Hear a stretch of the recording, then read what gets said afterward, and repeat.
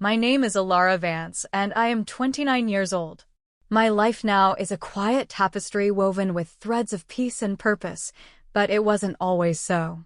There was a time, not so long ago, when a violent storm nearly tore that tapestry apart, a storm that, in its passing, revealed the strength I never knew I possessed and reshaped my understanding of what it truly means to belong. I grew up in Willow Creek, a town known for its gentle river, historic Oak Haven district, and the quiet dignity of its old trees. Our home on Sycamore Lane was a charming clapboard house, painted a cheerful buttercup yellow, with a porch swing where my sister, Clara, and I spent countless summer afternoons. To the outside world, we were the quintessential Willow Creek family: Arthur Vance, a respected solicitor, his wife, Helen, active in local charities, and their 2 daughters. Our family albums were filled with images of sun-dappled picnics by the river, of Christmases with a tree touched the ceiling, of matching dresses and bright smiles. But even then, amidst the idyllic scenes, I carried an innate sense of not quite fitting, a subtle dissonance in the family harmony. My earliest memory of this feeling crystallized around a small, porcelain bird, a delicate thing my mother cherished. I was perhaps 6. Clara, 2 years my junior and a whirlwind of bright energy, had accidentally sent it tumbling from the mantelpiece while chasing a sunbeam. When Mother rushed in, her face tight with displeasure, I found myself saying, almost before the thought formed, "I did it, Mama. I'm so sorry." Clara, wide-eyed, remained silent. Later, I heard Mother on the telephone with a friend, her voice a mixture of exasperation and fondness. "Clara has such vivacity, such spirit. Alara is such a quiet, diligent child, always so eager to please." And so it was. Clara's vibrant, sometimes chaotic, drawings adorned the refrigerator, while my meticulously neat sketches were carefully filed away. Sunday outings were often dictated by Clara's enthusiasms. When I once questioned Father why Clara's C+ in history elicited more celebration than my straight A's, he'd smiled gently, ruffling my dark, wavy hair, so different from their fair, straight locks. "Clara needs a little more encouragement, Alara. You find schoolwork comes naturally." His words, meant to be kind, only deepened the sense of an invisible divide. The true nature of that divide was revealed on a cold November night when I was 13.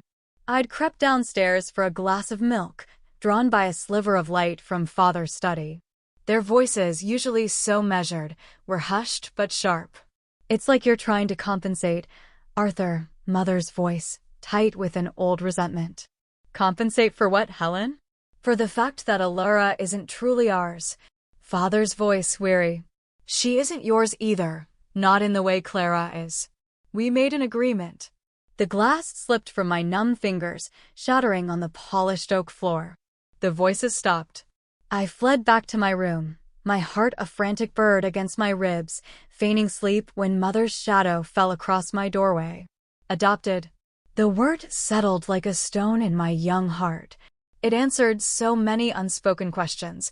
My hazel eyes in a family of startling blues, my olive skin that never quite tanned like theirs, the persistent feeling of being a slightly off-key note in their familiar melody. The next morning, at breakfast, the air was thick with unspoken words. I waited. When the silence stretched unbearable, I said, my voice small but clear, "I heard you last night. I know I'm adopted." Mother's smile was a strained, brittle thing. "Oh, darling, you must have had such a vivid dream." Father merely rustled his newspaper. In that moment, I learned a profound lesson. In our house, the appearance of harmony was more important than the quiet ache of unspoken truth. The years that followed were marked by a quiet, determined pursuit of validation. If I could not belong by birth, perhaps I could earn my place through achievement. I poured myself into my studies, first at Oak Haven Academy, then excelling in computer science at Willow Creek University.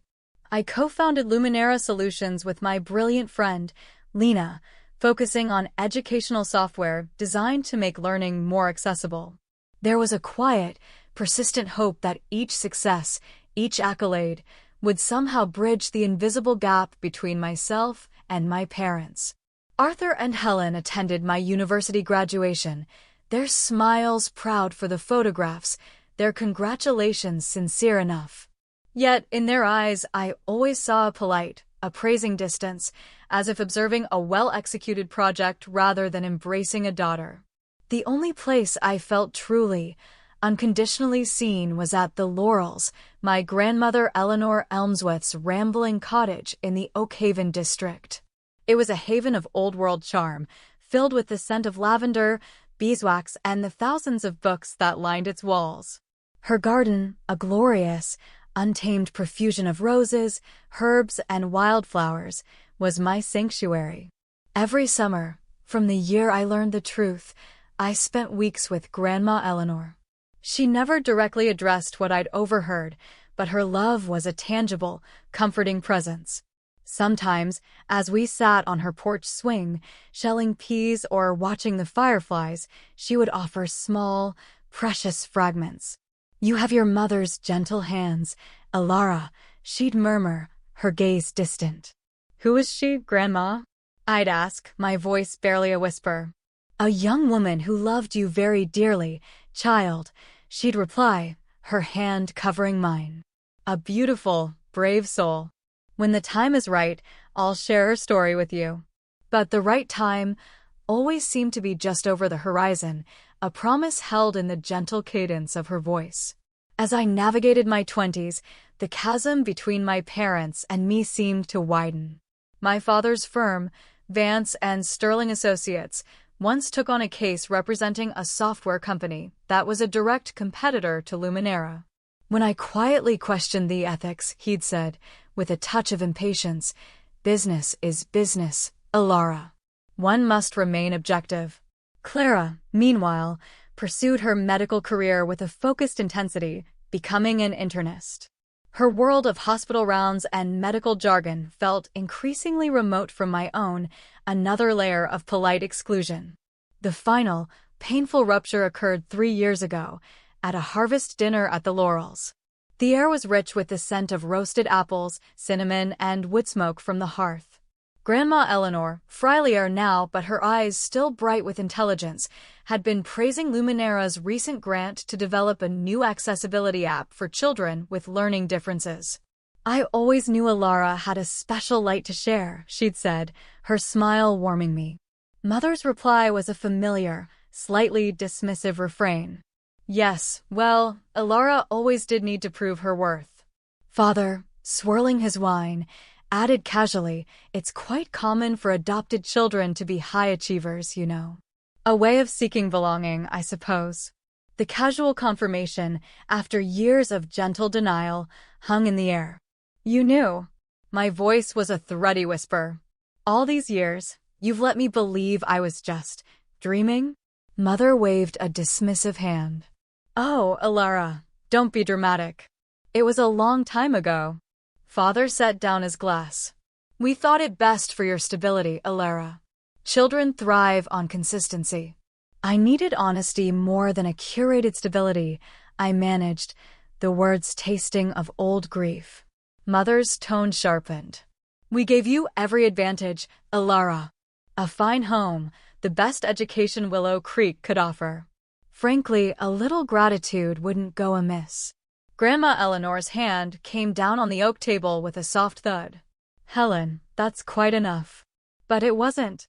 Years of unspoken hurt, of feeling like an outsider in my own home, came pouring out. "You never truly wanted me," I said, the words aching their way into the suddenly silent room. "You wanted a reflection, a well-behaved placeholder. You wanted the idea of a daughter, not the reality of one who might have different needs, a different heart." I stood, the linen napkin falling unheeded to the floor. "I'm done trying to earn a love that should have been freely given." I left the Laurels that night, the scent of burning leaves sharp in the autumn air, a profound and painful severing. After that, my contact with my parents dwindled to polite, infrequent calls. Grandma Eleanor remained my only true tether to the family I had known.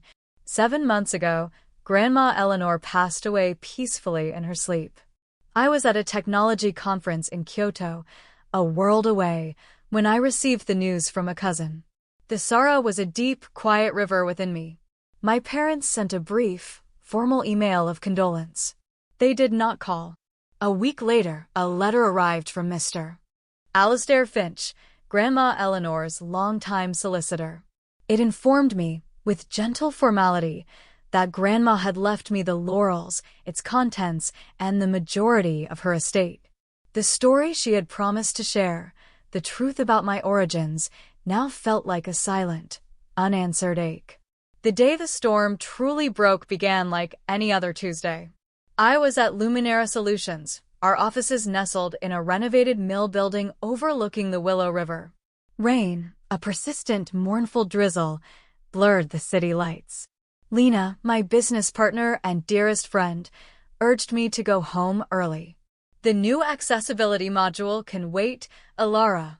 You look exhausted. But I've always found a certain solace in work, in the steady rhythm of creation.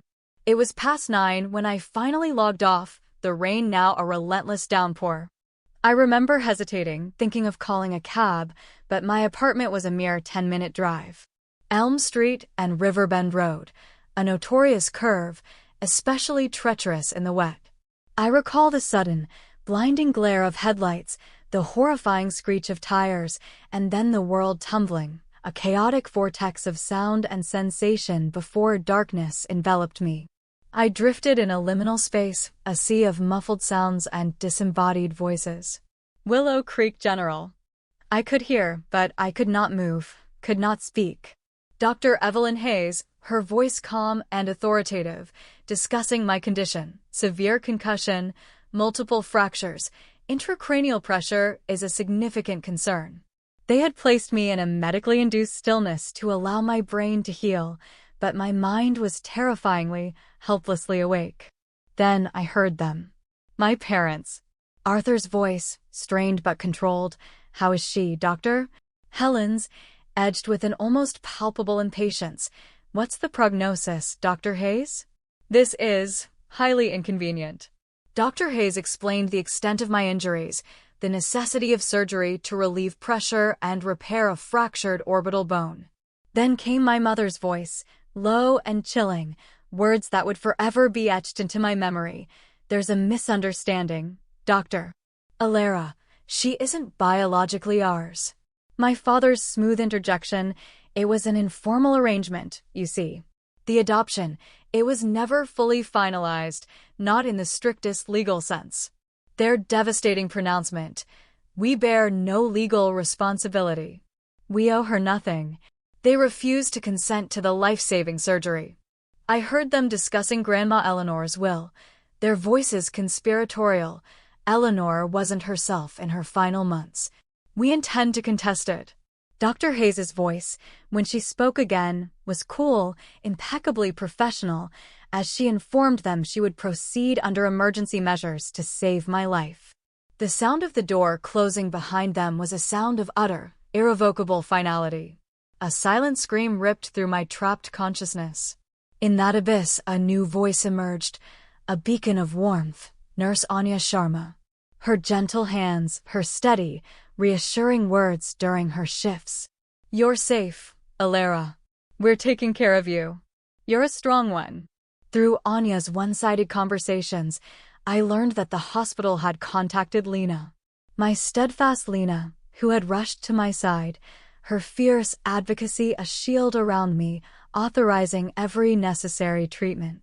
She also gently conveyed the news that my parents were already making legal moves to gain control of Grandma Eleanor's estate, citing my incapacitation. The bitter, cruel irony of it all. The surgery to repair my facial fractures and alleviate the pressure on my brain was a success. I remember emerging slowly from the fog, like a diver surfacing from profound depths. My first coherent thought, clear and sharp as a shard of ice, they left me. The physical pain of recovery, the mending bones, the grueling physiotherapy to regain balance and coordination, was immense. but it was a mere shadow compared to the raw, gaping wound of their betrayal. That knowledge was a toxic presence seeping into every cell. Lena was my rock. Her daily visits were filled with updates on Luminera, quiet encouragement, and a fierce, protective love that asked for nothing in return. "You're a fighter, Alara," she'd say, her hand warm on mine. "I have to be," I'd whisper, my voice still raspy. One afternoon, Mr. Alistair Finch came to the hospital. His kind, silver-haired presence was a comfort. "My dear Alara," he said, his gentle eyes crinkling at the corners, "your grandmother would be so heartened to see your spirit shining through." He informed me of my parents' petition for conservatorship over my affairs. "Rest assured," he said calmly, "I have already submitted comprehensive medical reports attesting to your full competence. The court has, for now, simply frozen the estate pending your recovery." Then he drew a heavy, cream-colored envelope from his briefcase. "From Eleanor. She entrusted this to me some time ago, for you." That evening, in the quiet solitude of my hospital room, the city lights painting soft patterns on the walls, I opened Grandma Eleanor's letter. Her familiar, elegant script flowed across the page. "My dearest Alara," it began, "if you are reading this, then I have not found the courage or the right moment to share with you what has lain in my heart for so long. Forgive an old woman for not speaking sooner. Some truths I have found are harder to voice than to bear in silence." The story unfolded, gentle and heartbreaking. My birth mother was Amelia, Grandma Eleanor's beloved younger sister. A whirlwind romance with a charming but ultimately feckless young man had left Amelia pregnant and alone, her beau unprepared for fatherhood. Grandma Eleanor, seeking to protect her sister and the unborn child, had suggested what seemed a perfect solution: her own daughter, Helen, and her husband, Arthur, who had been struggling for years to conceive. They had embraced the idea. The painful, unforeseen twist was that Helen discovered she was pregnant with Clara mere weeks after I, as a newborn, came into their home. "I watched over the years," my dear Grandma wrote, "and my heart ached for the subtle, persistent ways you were made to feel other. I spoke with Helen and Arthur many times, but some hearts, I fear, cannot fully embrace what is not of their own blood, no matter how precious the gift." The adoption, Alara, was and is entirely legal and binding. The enclosed papers will confirm this for you. Your parents' signatures are there, clear and undeniable. She told me of Amelia, of her quiet strength and artistic soul. Amelia had passed away from a recurring illness 5 years prior, never having married or had other children. She asked about you constantly, Alara. I shared your milestones, your quiet triumphs. She rejoiced in the remarkable young woman you were becoming. The laurels, every bloom in its cherished garden, every book on its well-loved shelves, is yours by love and by lineage, Alara. Forgive me for not telling you all of this face to face. In trying to shield you, perhaps I was also shielding myself from the pain of acknowledging my own part in your quiet, lifelong heartache. Know this, my precious girl, you were and are cherished beyond measure. Always, your Grandma Eleanor. Tears streamed down my face, tears of sorrow, of understanding, of a strange, poignant relief. The enclosed documents were there. My original birth certificate, bearing Amelia Elmsworth's name as my mother, the official adoption decree, signed by Arthur and Helen Vance. Legally, lovingly, I belonged. My parents' calculated lies to the hospital, to the world, perhaps even to themselves, were laid bare. In the quiet of that hospital room, 2 resolutions took root in my soul. First, I would heal, fully and completely. Second, I would find peace not through their validation, but on my own terms. A new, quiet determination infused my physiotherapy sessions. Each small victory, sitting up unaided, taking my first steps with a walker, then a cane, was a step towards reclaiming not just my body, but my spirit. Leaving Willow Creek General felt like stepping into a new world. Anya Sharma, the nurse whose voice had been a lifeline, gave me a warm hug. Go write your new chapter, Alara, she said, her eyes shining. Lena took me to her sun-filled apartment overlooking the Willow River, a temporary haven while I regained my strength. Lena's spare room, with its view of the gently flowing water, became my sanctuary and my planning space. Mr. Finch confirmed the undeniable legality of my adoption. My parents, he informed me, were now attempting a different tactic, claiming their actions at the hospital were a result of shock and misunderstanding, and petitioning for legal guardianship over me during my recovery. Mr. Finch's lips thinned. The hospital's security recordings from your room, Alara, tell a rather different and unambiguous story. My first priority was the Laurels. New locks were fitted, a discreet security system installed. The thought of its familiar scent of roses and old wood, of Grandma Eleanor's comforting presence, was a distant solace I yearned for. Then came the most difficult task, writing the letter to my parents. I drafted it countless times. Some versions were filled with raw anger, others with cold, clinical accusations. None felt right. Dr. Eris Thorne, the compassionate therapist I began seeing, asked during one session, "What do you truly need to say, Alara? Not for them, but for your healing?" The answer, when it came, was clear. I needed to speak my truth, not to elicit their remorse or understanding, but for my own liberation. The final letter was penned not from a place of bitterness, but from a quiet, centered strength. I acknowledged the decades of emotional neglect, the carefully constructed lies about my origins, and their ultimate, devastating betrayal at the hospital. I included copies of the adoption decree and a discreetly labeled data stick containing the security footage. And then I offered forgiveness, not as an absolution for them, but as a release for myself. My journey to wholeness and peace no longer requires your participation, nor does it seek your approval. The moment of reckoning arrived sooner than I expected. Mr. Finch informed me that my parents had scheduled a visit to the Laurels, ostensibly to gather a few sentimental items. Clara, he said, would be accompanying them. It was set for a Saturday, late morning. With a strange sense of calm, I asked Mr. Finch to place my sealed letter on Grandma Eleanor's antique writing desk in the sunroom. That Saturday, Lena and I sat in her living room, the live feed from the discreet cameras at the Laurels displayed on her laptop, the Willow River a calm blue ribbon in the background. Their arrival was unsettling to watch. Arthur, looking impatient. Helen, her expression carefully composed. And Clara, trailing slightly behind, her face unreadable. The old key, of course, did not work. A locksmith was summoned. Once inside, Helen's first words were, "Arthur, do check the silver." Alara might have already. The familiar accusation, the casual assumption of my duplicity, sent a fresh pang through me. Lena's hand rested gently on my arm. As they moved through the beloved, familiar rooms, Clara touched things with a quiet reverence. Helen, however, seemed to be assessing items for their suitability in her own home. Arthur made a few dismissive remarks about my condition, implying a lack of caution on my part. If she'd only been more careful on Riverbend Road that night. Clara's voice was sharp. "How can you even suggest that, Dad? It was a drunk driver."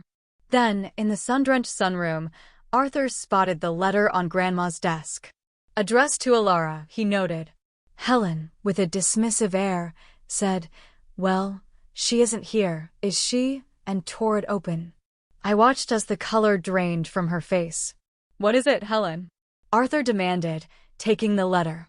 His own expression darkened as he read. "This is preposterous. Such outrageous accusations." Clara, her voice firm, took the letter from his grasp, despite their protests. Her eyes widened as she read. "Mother? Dad?" Her voice trembled. What is this about the hospital?" Helen began a faint denial. "We were overwrought. Clara."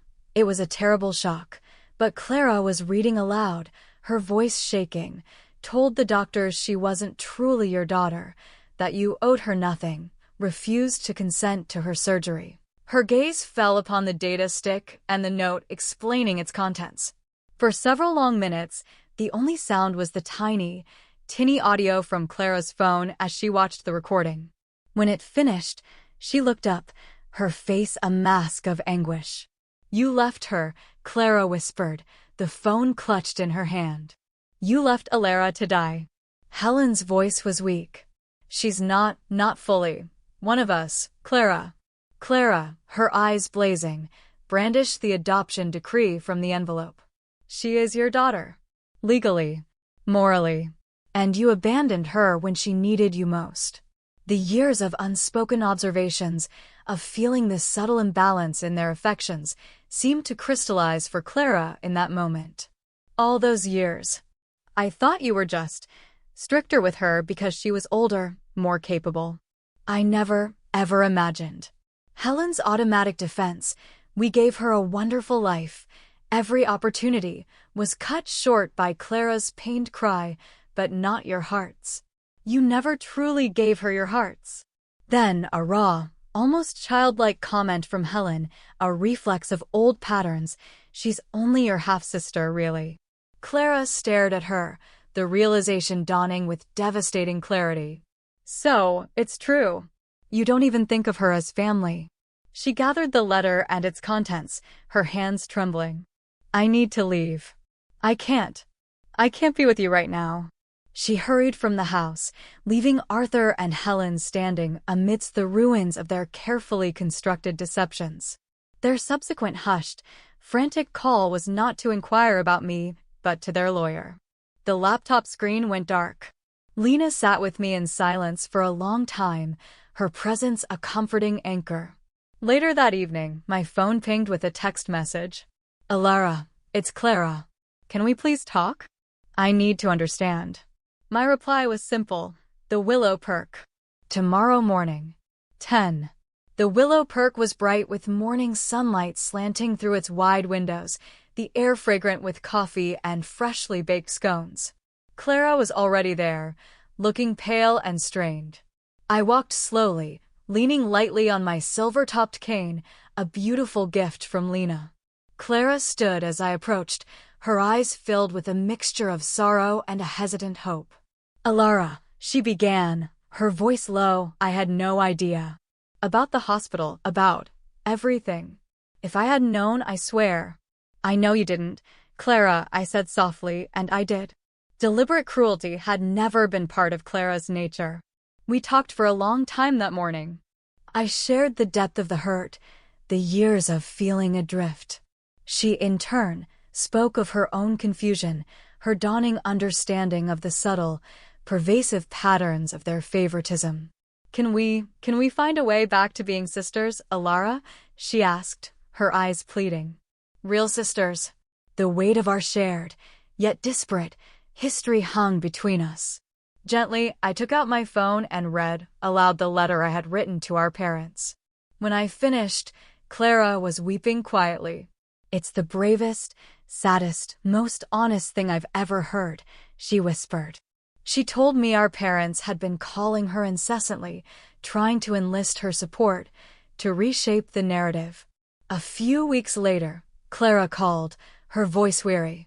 Our parents were attempting a new legal maneuver, petitioning to annul my adoption, claiming Grandma Eleanor had coerced them into it. "It's not about winning for them anymore, Alara," Clara said sadly. "It's about hurting you." She also told me she had moved out of their house and was staying temporarily with a colleague. Then, a hesitant question, "The Laurels, it's so big. Alara, would you ever consider letting me stay there for a while? Just until I find my feet." A gentle smile touched my lips. "There's a lovely suite of rooms in the West Wing, Clara. It has its own entrance. We could try small steps." And so I moved into the Laurels, into Grandma Eleanor's beloved home. The scent of lemon polish, dried roses, and old books welcomed me like a warm embrace. Soon after, Clara settled into the West Wing. The initial days were filled with a certain awkwardness, a careful navigation around old wounds and unspoken sensitivities. But slowly, tentatively, we began to build a new relationship, one based not on shared history alone, but on conscious choice and a growing, mutual respect. Lena, Anya and her partner, and Mr. Finch became regular visitors, their laughter and warmth filling the old house, creating a new tapestry of chosen family. Luminera Solutions, under Lena's capable stewardship during my absence, had thrived. Inspired by my own experience of being conscious but unable to communicate, we began developing Connect Sphere, a sophisticated communication aid for individuals with severe expressive difficulties. It was a way to transform my pain into purpose, something Grandma Eleanor would have deeply approved of.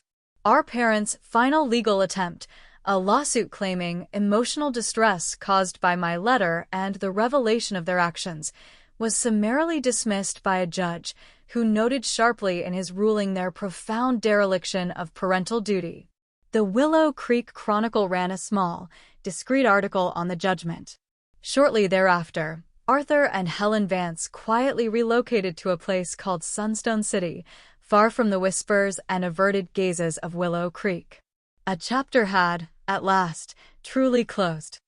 A year after the accident, the day I mentally marked as my reawakening, I hosted a small dinner at the Laurels. Lena was there, her eyes sparkling. Anya and her partner brought a vibrant bouquet from their garden. Mr. Finch arrived with a bottle of excellent champagne, and Clara invited a kind-eyed colleague from the hospital, a neurosurgeon who looked at her with an unmistakable warmth. As I looked around the table, at these dear faces, my chosen family, I raised my glass. To the families we make, I said, my voice clear and steady, the love we choose, and the quiet strength we find in showing up for one another, in good times and in storms. Later that evening, as the fireflies began their nightly dance over Grandma Eleanor's cherished rose garden, Clara joined me on the wide veranda. We sat in comfortable silence for a while, the scent of night-blooming jasmine sweet in the air. "Do you ever think of them now, Alara?" she asked softly. I considered her question. "Sometimes," I admitted. "But the ache is gone." "How did you do that?" she wondered. "How did you make it stop hurting?" I looked out at the deepening twilight. "I stopped needing them to be who they weren't, Clara," I said finally. "I stopped waiting for an apology or an understanding they were incapable of giving. And I started building a life that was whole and meaningful on its own, a life filled with love that didn't require me to earn it." Clara nodded slowly. "I'm still learning that part." "It's a journey," I said, reaching for her hand. "And you're not on it alone."